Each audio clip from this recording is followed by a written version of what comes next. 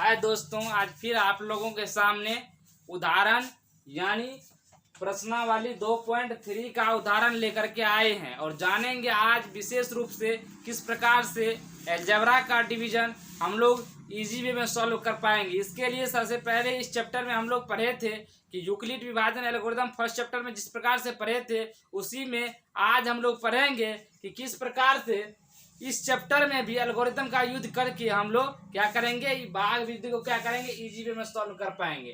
तो हम लोग बेसिक डिवीजन एल्गोरिथम पढ़ चुके हैं, उसी के बेसिक पर आज हम लोग क्या करेंगे, भाग सीखेंगे यानी अलजेब्रा का यानी एनसीईआरटी 2.3 का उदाहरण का पूरा सॉल्यूशन आज करने जा रहे हैं। तो सर्वप्रथम यहाँ पर उदाहरण 6 को लिए हैं और इसमें बोला जा रहा है कि x+2 से भाग देने के लिए 2x² + 3x + 1 को, तो जिसमें भाग दिया जाता है उसको सबसे पहले क्या करते हैं, बीच में लिखते हैं।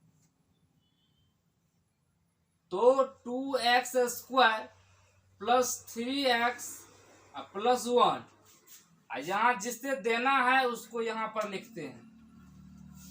अब सबसे पहले समझना है कि इसको क्या कहते हैं, बीच वाला को क्या कहते हैं, px कहते हैं। क्या कहते हैं, px कहते हैं। उसके बाद यहाँ जो निकलता है उसको क्या कहते हैं, भागफल को qx कहते हैं। और शेषफल जो हमारा निकलता है उसको क्या कहते हैं, rx कहते हैं।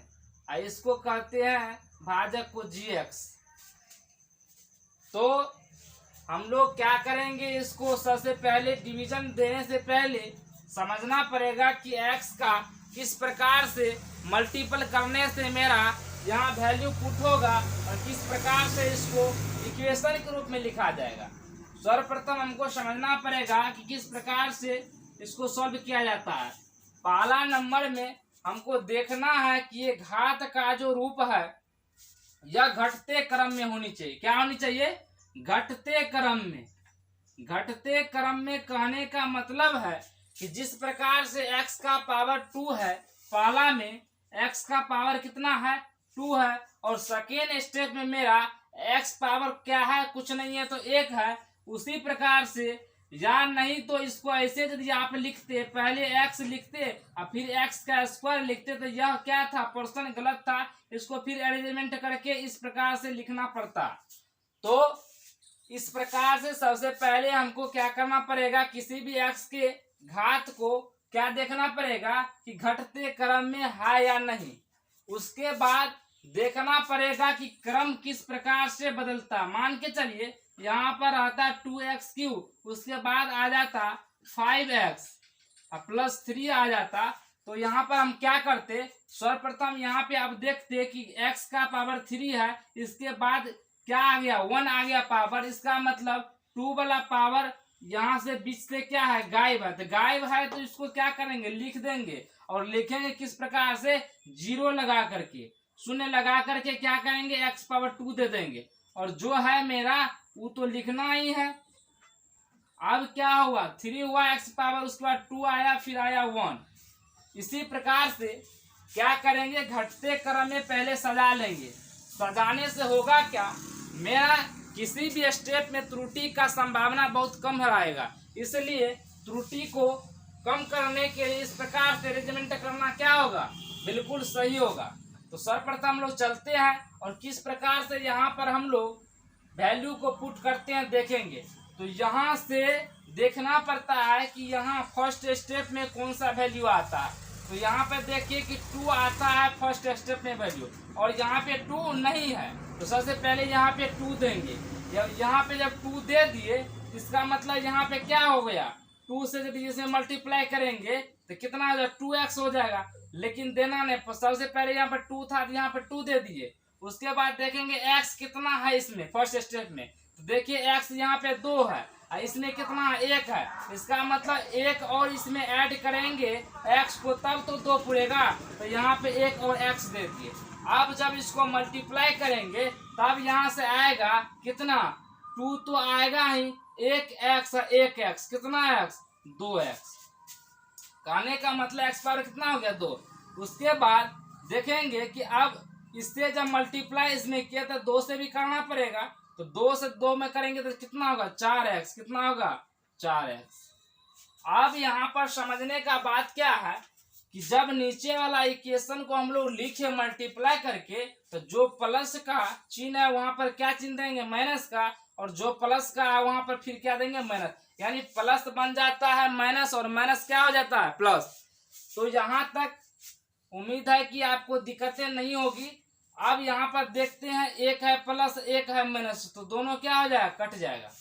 अब यहाँ पर नीचे में निगेटिव है 4x और यहाँ पे प्लस 3x है, तो 4x माइनस में है 3x आपको दे दिए, तो फिर भी कितना बचा 1x बचा, यानी माइनस में एगो x बचा, उसके बाद प्लस 1 है।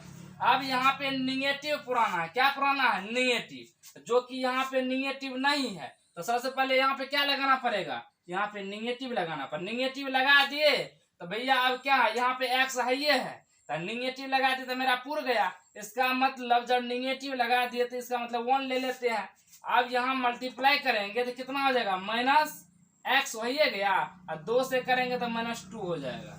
अब यहाँ माइनस है तो क्या दे देंगे प्लस, क्या देंगे प्लस, और यहाँ माइनस है तो यहाँ भी क्या देंगे प्लस, ये दोनों क्या होगा कट गया, ये 2 प्लस में है एक भी प्लस में, तो कितना बचा 3, और शेष बचा 3 क्या बचा शेष बचा। इसको बोलते हैं rx से इसको डिनोट करते हैं, rx से डिनोट करते हैं। अब यहाँ पर देखने का बात यह है कि आपका शेषफल कितना आया 3, इसका मतलब ये जो x + 2 है इससे कम वैल्यू ये है 3।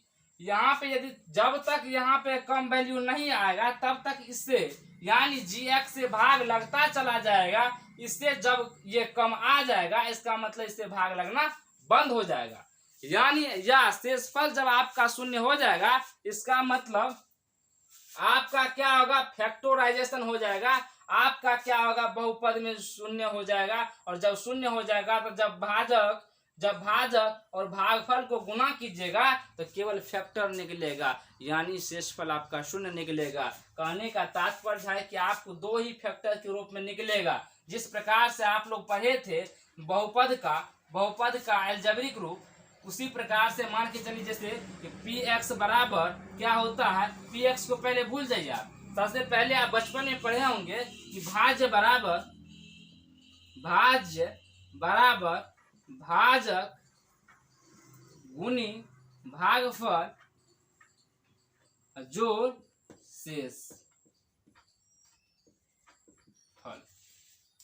अब भाज्य किसको बोले हैं, तो भाज्य बोले हैं px को, किसको बोले हैं px को, और भाजक किसको बोले हैं तो gx को, अब भागफल किसको बोले हैं भागफल qx को, और शेषफल rx को। अब यहां से मेरा आया है यह रूप, जब आपका r 0 हो जाएगा यानी शेषफल 0 हो जाएगा तो क्या हो जाएगा वैल्यू, यहां से देखिए gx मल्टीप्लाई qx, क्योंकि ये तो आपका 0 हो गया। इसका मतलब जब आपका ये 0 हो जाएगा शेषफल तो 2 फैक्टर के रूप में ही टूटेगा, एक gx मल्टीप्लाई qx के रूप में टूटेगा। तो gx और qx के रूप में जब टूटेगा इसका मतलब px का जो वैल्यू आएगा तो शेष 0 नहीं, मतलब शेष 0 देगा, इसका मतलब उसका फैक्टराइजेशन बिल्कुल सही होगा, उसका मतलब शेष उसमें नहीं बचेगा।